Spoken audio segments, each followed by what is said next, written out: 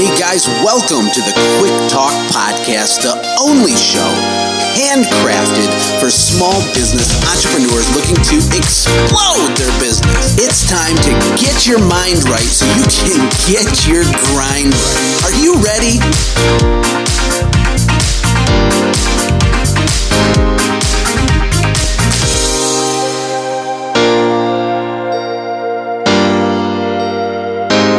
Success is never owned. It's only rented, and the rent is due every day. Hello again, Josh here. Thank you for joining me today. Now, my mission is to deliver you, the listener, with power-packed, no-fluff business insights from some of the small business success stories from all over the world, and today we have a good one. I'm joined by Chris Lambrinides, widely known in the cleaning industry, especially on the internet. He's our owner and the founder as well of the largest online forum for window cleaners in the world. There's like close to 30,000 window cleaners on this thing. He's also the founder of All County Window Cleaning in New Jersey. They had over 50 employees at their top point, doing over $300,000 a month in revenue. This guy knows small business.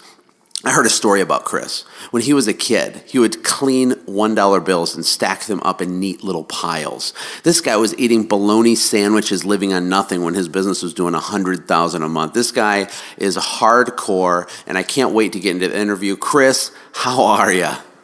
I'm doing great, Josh. How are you? I am doing awesome. I am in beautiful Tamarindo, Costa Rica. Just out my window is the ocean with a bunch of hippies and surfers going all over the place. I don't know if they're up this early because I think they partied pretty hard last night. But it's a beautiful, it's a beautiful country, and I'm blessed. I'm happy to be here. How are things in New Jersey? It's a sunny, beautiful day in Vernon, New Jersey. The summer is just starting to wind down. The weather's been phenomenal. I'm getting a lot of rain. My lawn's nice and green. That makes me happy.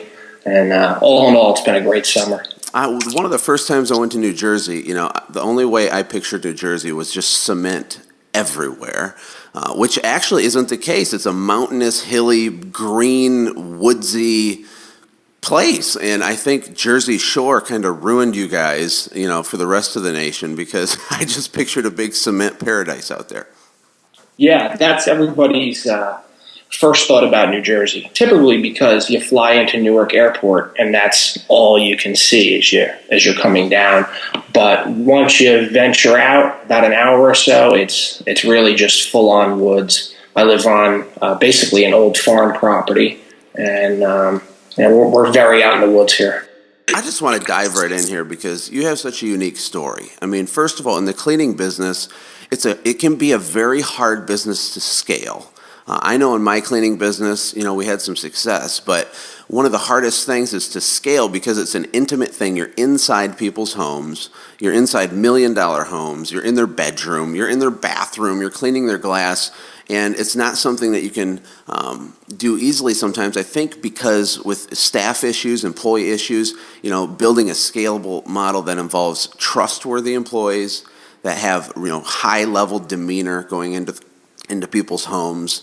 I don't think that's necessarily an easy thing to do, and I think a lot of cleaning companies get stuck because the owner is the technician, and he's the guy that's good with customers, and he can never break free from that role, and a lot of times they're blaming employee issues and saying I can't find the right guys, and how am I going to grow my business? I can't trust people to go into other people's homes. How in the world do you take a cleaning company? And I mean, at one point, I think you guys did you guys were regularly doing $300,000+ a month in dirty stuff in people's homes. It's just an unbelievable thing. Give me an overview of how that even happens. Well, typically service businesses have trouble scaling, mainly because the employees and the seasonality of the business. Most service businesses do have 2 peaks and 2 valleys a year. So you might have an abundance of work at your disposal, but you just simply can't get it done in a good, on-point way because you can't get people trained up fast enough. And as to get them trained up, the slow season is here and you have to let a bunch of them go. Incredibly difficult to scale. Yeah, absolutely true. I mean, it's feast or famine. It feels like you're starving, or else you're overwhelmed and stressed out and yelling at your kids and hyperventilating, right? So what do you do to bridge the gap between those peaks and valleys? What we did is, now I'm a younger guy, so I kind of tended to hire people within my age range. And as soon as we started first hiring people, it made a lot of sense to me to hook up with the local community college and the other regular college in the area. And we solved that problem pretty much by using college kids during the busy season, because we knew they only wanted to come in for 3 months while they were on break. We knew they were dependable and somewhat had a good head on their shoulders, because they were, attending college, showing that they were doing something responsible. And we were able to overcome that strictly by tapping into that labor that was, guaranteed to be temporary, but you knew you would be getting those same people back for 3 or 4 years as they progressed through their college career. That is very, very similar to what we did. I think it's a really good point. There's a lot more elasticity in a 19 to 23-year-old's life sometimes than there could be in maybe a family guy, and maybe that's not as huge of a need for him to be employed full time. So that's a really good workaround for sure. Tell me a little bit. I want to circle back to the bologna sandwich thing. I mean, this just fascinates me, and how you are eating bologna sandwiches when you're doing $100,000 a month in revenue, and how does that work? I mean, what's the logic there, and why does so many people, steal all the money out of their business before it has a chance to succeed? Well, it ended up working for me because from the very beginning, right when I started the company, I was just about 22 years old, probably. I had no family at the time, and I didn't have any real responsibilities. I didn't really have to do anything productive other than work. And in my mind, I knew what the company should look like when it's done. I had this picture in my mind that it was always going to be this thing that I was imagining, and I wanted to get there as fast as possible. So I didn't take any luxuries out of the business. I lived very meagerly. I lived well under my means, simply in an effort to reinvest every single last dime that was free back into growth, back into infrastructure, back into training, back into things that were going to help me double down on the business in the next season. I mean, that is a fascinating and incredible thing, because, I think for a lot of entrepreneurs, I don't think they have necessarily a knowledge issue, but it's more of a behavior issue. I mean, to me, a lot of guys, it's like they know enough to succeed, but for some reason they can't quite stick to the plan long enough to really give themselves a fighting chance. And I call it, when I consult people and when I talk to people, I call that grinding. And I didn't invent the word grinding, of course, but you gotta be all in and focused on that end goal. I think the big takeaway here from what you just said is that you could see your business in your mind, and I was the same way. I mean, I could smell it, I could feel it, I could touch it. Even though it didn't exist, it felt real to me. It was an obsession. It was in my mind. It was in my sleep. It was when I woke up, and I think having that clear picture maybe helps you. Makes it easier to grind, because it feels real to you, even though maybe everybody else thinks you're crazy. Yeah, I was on a 5-year grind when I first started the thing. Never a day's break, never took a step back. It was just, I knew where I wanted it to go, and I grinded towards it for 5 years straight. And, the thing about the grind is, once you've been doing the grind for a little bit, you really come to enjoy it and can't picture living any other way than that. It becomes reality. Yeah, I think a lot of young entrepreneurs try really hard to avoid really hard work. And what happens is they're trying to find that bridge, that shortcut, that easy way, that workaround. Eventually, you figure out that doesn't exist, and that the best way to achieve success is just to work really, really hard without stopping on one specific thing. And but yeah, I agree. For me, I tried to find the easy path, but I actually love working a million hours and working hard because I'm passionate about it now. And I think maybe young people they don't fully understand that hard work isn't that scary, and in fact, it can be a really great part of your life. Yeah, absolutely. Well, I want to talk to part of the theme of this show is automate, grow, and eventually sell your business. And a lot of guys tell me, Josh, I don't want to sell my business. I want to pass it down to my kids. I don't automate and grow. That's fine. I don't want to sell. But my counter to them is, you don't have to sell, but you need to build your business as if you could sell it so that it could be sold. And the reason for that isn't about money, it's about lifestyle. It's about having a system that produces income. It's about being a business owner rather than being self-employed. It's all of those other benefits, If you're a one-man show out there and you fall off a ladder and get hurt, what are you going to do? What are you going to do? I mean, if your business is built around you don't have a business. You have a job that you own, right? Are you looking for a simple way to get more sales, more referrals, and strengthen your customer loyalty? Look no further than sendjim.com. It was handcrafted for you as a powerful tool that will automate your follow-ups after the sale. Imagine being able to stay in contact with your customers all year long by pushing a single button on your smartphone. This is a space-age warp speed technology, and it will eliminate the chaos inside your business caused by trying to properly follow up with all of your leads and customers. Sign up for a free trial with no credit card required at sendjim.com right now.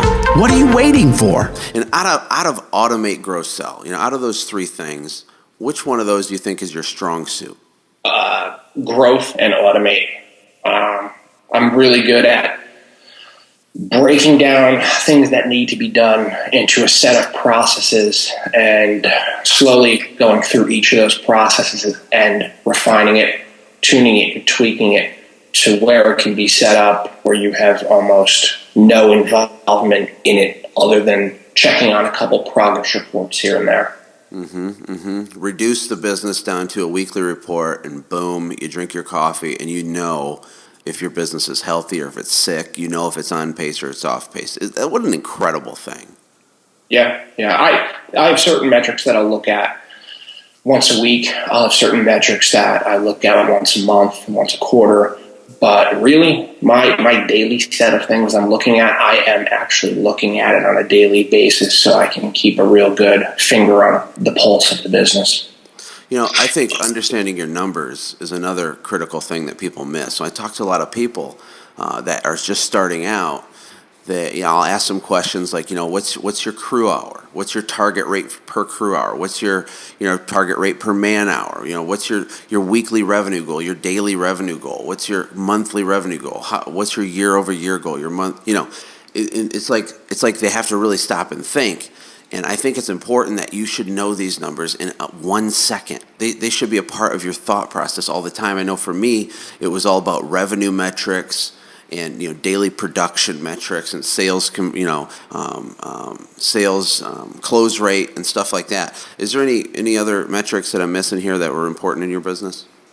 Yeah, my main metrics, because I ran a residential and a commercial business. My main metrics on the commercial side were collection ratio. How much of the money did they collect throughout the day based upon the amount of work they did? And I would look at their completion ratio. When they went out on the routes, I wanted to know exactly that they completed 97.2% of their work that day. I wanted to know those two things. I think with a storefront business, you can boil it all down to that. And with our residential business, there was a lot more that we looked at. It was upsells on the job, man hours, hourly rate based upon people in the vehicle, customer satisfaction rates, our feedback rates, our review rates, damage, replacements. There was a whole slew of them. Oh, yeah. I mean, that's a beautiful thing. And, I think for little guys, if they start to look at themselves as a CEO, and it might feel weird to call yourself a CEO when it's just you. It might feel weird to call yourself a CEO when there's maybe two people in your business. But that's what you are. You're an executive of a company. And when you start to flip your perspective a little bit, it's easier to say, you know what do I need to know? Where's the heartbeat of my business? I need to check the pulse of my business. And to me, metrics is where that's at for sure. And that's some really good stuff you just gave, Chris. Thanks for sharing that. I want to ask you a few questions in general. We're going to call this section the Wisdom Corner. And so, first of all, I don't know if you have a favorite quote, but I'm a huge quote guy. I mean, the Stephen Covey quote, "Begin with the end in mind." I don't know if that's a quote or more one of his concepts from the 7 Habits book, but that's a big one for me, is to always begin with the end in mind. Do you have a favorite quote, Chris? What's your favorite one? Absolutely. And I write this quote down every morning in my book before I do anything. Success is never owned. It's only rented, and the rent is due every day. My word, I've never heard that. That is incredible. I mean, that... Yeah, it's by a guy, Rory Vaden. And when you really think about it, it is so true. It keeps you from getting complacent. It keeps you hustling every day. And I don't know, as a guy out on my own running various businesses, I for the most part feel like I wake up unemployed every day. I can't rest on what I did yesterday. I have to keep the grind going on the daily.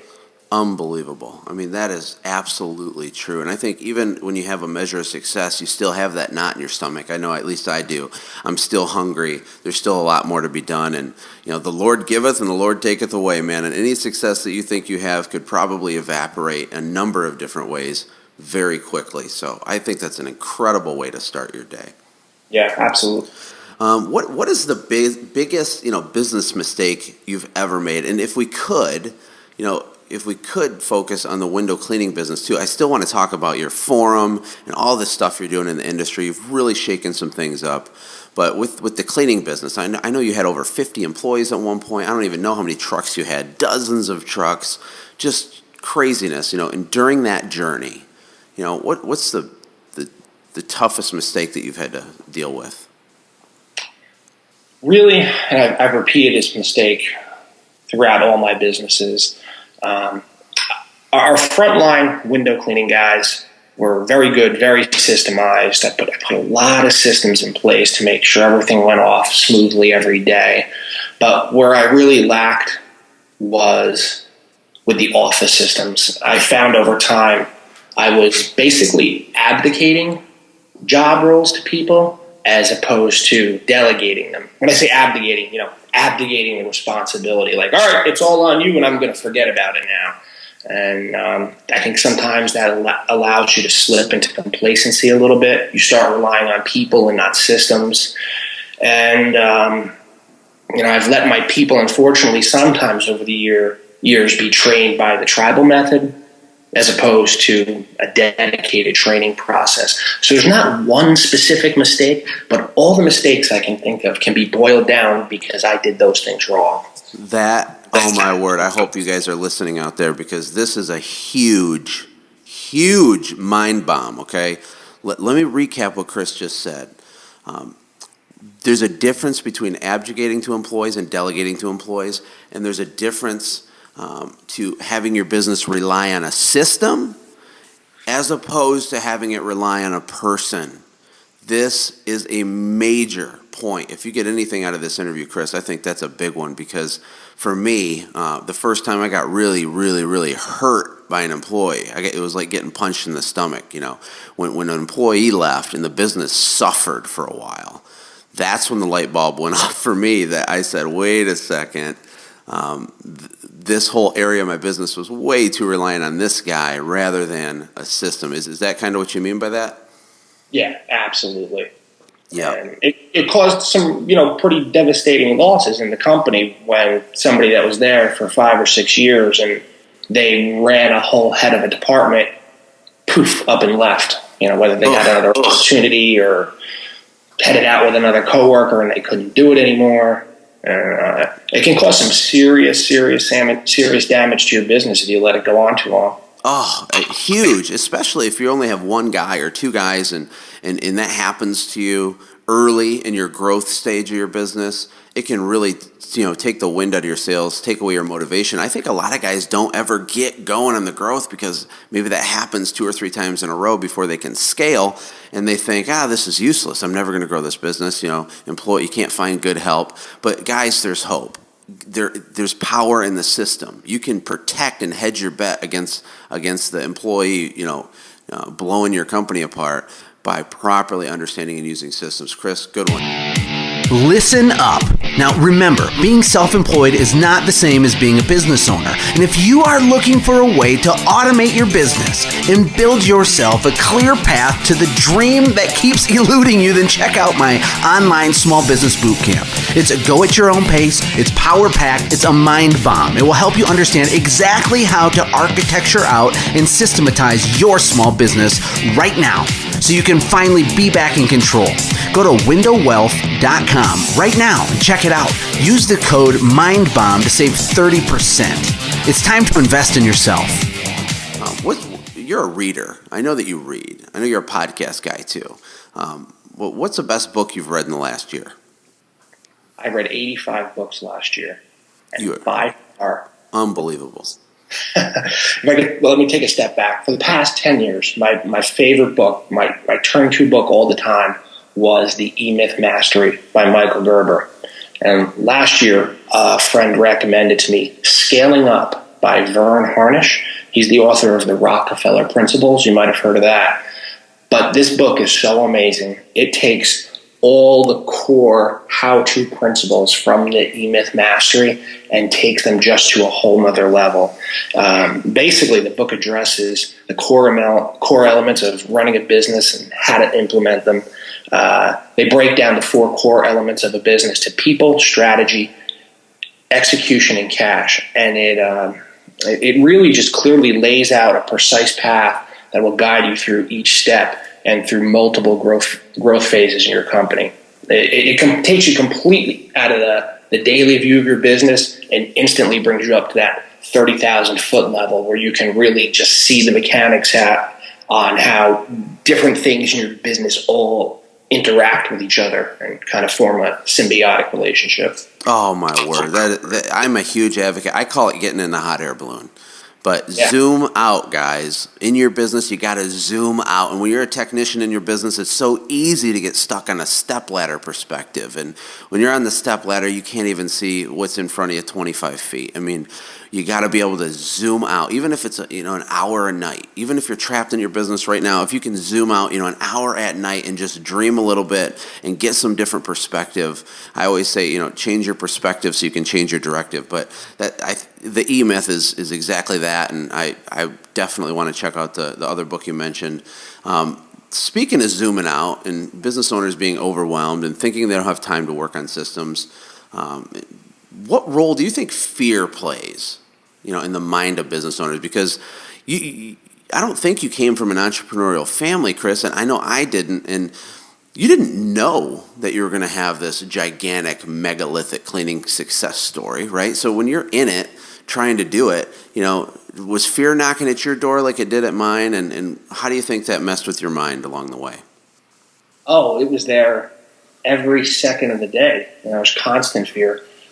My parents never wanted me to start a business. They said, don't be stupid. Go to college. Go get a job somewhere. Go to the city and work. And I knew it just wasn't for me. So even getting into this, I was pretty fearful just from what was drilled into my head in the past 20 years. There's a saying that fear is healthy, but panic is deadly. I think fear can be deadly as well if it's not balanced just right. A certain amount of fear can be healthy if it helps you make better decisions on a day-to-day basis. But too much fear will absolutely lead to horrible decision-making. I remember many a fearful winter in the beginning. Broke as a joke, no cash flow coming in, and we were just making horrible, horrible fear-based decisions all over the place that we shouldn't have. On the inverse of that, once I got into a place where I was comfortable with cash and the fear started to disappear, I entered one of the most creative periods in my life. If I didn't have that fear drilling down on me every day, I was really, really, really able to think creatively, and I've done just some of my most creative works once I was able to free myself from that fear a little bit. Even little wins in a business, guys, can help you, mitigate the fear a little bit. But I want you all to listen out there, all the listeners out there, to know that having that knot in your stomach, that's not bad. The best magic happens when you're just outside your comfort zone. I mean, if you're not scared, you're probably not doing anything significant in your life. And if you're not pushing the envelope, you're not going to have that knot in your stomach. So what a great insight, Chris. Last couple questions here. This is one of my favorite ones. Most important in business, what do you think it is? Do you think it's the team, the product, or the plan? And what I mean by that is, do you think it's having the perfect staff and team members, or do you think it's having the perfect technical cleaning product or whatever it is that your business does? Maybe you're a lawn care company. We have listeners that do lots of different businesses. Is it the product itself, or is it your business plan? What do you think is the most important out of those three? I think that comes down to the type of business you're in and what stage of the business you happen to be in at that time. So for example, I think with a web startup, it should be all product at first. With a service business, it could be the plan. For me right now, our team is really tight and the product is just right, and we're just really, really focused on our operational plan and automation, both business and marketing automation. So for me right now, it's the plan. But last year, it was the team as I was putting some people together. So I think it's impossible to pin it down to just one. It's whatever is right at that stage of your business. That is a really, really good point, because a single employee small business, that single employee is like hypercritical, right? Because he's the only guy. I mean, you lose that guy, and there's no other guy. He's your guy. So I think that's really, really a good insight there. Why do you think that so many small businesses fail? I don't know the statistic. I mean, it changes. People say it's 30%, 50% within 2 years or something. I don't even know. It's a ton though. It's a huge amount. And the weird part is every single one of those businesses thinks that they're going to just kill it, right? They're going into it thinking, dude, I got this, right? But then they turn around and fall right on their face and tail between their legs, freaked out, probably in debt. I mean, it can destroy marriages and families. It's a horrible thing. What's going on? I think most business failure can be boiled down to focus and lack of it. I'm convinced at this point that focus is the number one quality that will make a business successful. Focused on what they're supposed to do on a day-to-day basis, not get distracted with new projects, being able to sit down and take some quiet time each day to plan on what's really important for that business to do. What are the things that are going to make it successful? It's focus, man. It's all about focus. I hope listeners are listening, because I have this disease myself, and a lot of entrepreneurs are prone to get distracted. Like the movie Up, the cartoon, the dog sees a squirrel and he's like, "Hey, squirrel!" I mean, I was totally that guy. And there's no shortage of good ideas and lots of business ideas to start, but focus, or another way maybe you could say it is execution, right? Like finish the task at hand before you start the next task at hand. I completely agree, 110%. I think that's a great insight. Now, Chris, as we wrap up here, tell me a little bit about Window Cleaning Resource and what's going on there. I know you have a huge online store, a really, really cool website. You have a unique customer service model. The way that you guys deal with, your customers is just way over the top. What's going on with that? And tell me a little bit about the WCRA and the PWRA, if you could. Yeah, sure. Around 2007, my brother and I had all county window cleaning pretty automated. So we lost focus and got distracted and decided to start a new business. It's called Window Cleaning Resource. And we started it based upon our 7 years of experience that we had in the window cleaning industry, dealing with other online communities, dealing with other suppliers, and we just thought we could do it better. So we launched a little message board forum for window cleaners. In the first 12 hours of launching it, 384 people signed up for it and got accounts, and I instantly knew we were onto something big. So we let the forum roll for about a year or so. We eventually rolled an e-commerce store into it so we could kind of build products into the things people were talking about on the forum, and it became pretty popular. And it's just kind of taken off from there. We see almost 50% growth each year over year since we started it. We're totally thrilled about that. And currently, we're just trying to do things that continue to add value to our community and our customers. And I think part of the reason why it took off so much is we approached it from a community first standpoint, as opposed to, hey, we're just going to start this store, come buy stuff. We build relationships with window cleaners all across the world, and it just continues to grow each day. It's not just sort of taking off, people. This thing is wildly active, and last I checked, I think there's a little ticker on there. There's like 25,000 people. I don't know if you knew this, Chris, but when I was in the grow mode for my business, when I was reading eMyth and trying to figure out how to systemize things, I spent a lot of time on that forum, picking the brains of other people, because guys, you don't have to reinvent and manufacture your own wheel. You just got to do what successful people are doing. You just have to dig in and stick to your guns, focus, and execute for long enough to give yourself a chance to succeed. And that forum was a huge critical part in my business development. I think when I went on there, I hadn't even had a $10,000 month yet. And, we did $150,000 a month by the time I was getting towards the end of my business. And how did we do that? Well, through systems, through execution, through networking with successful people.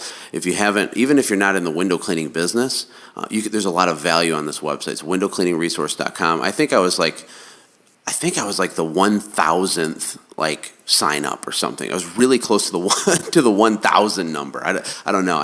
And then after that, you've even went deeper into the helping people, scale their business and have the access to the resources they need. And you started the WCRA and the PWRA, which is the Window Cleaning or the Pressure Washing Resource Association.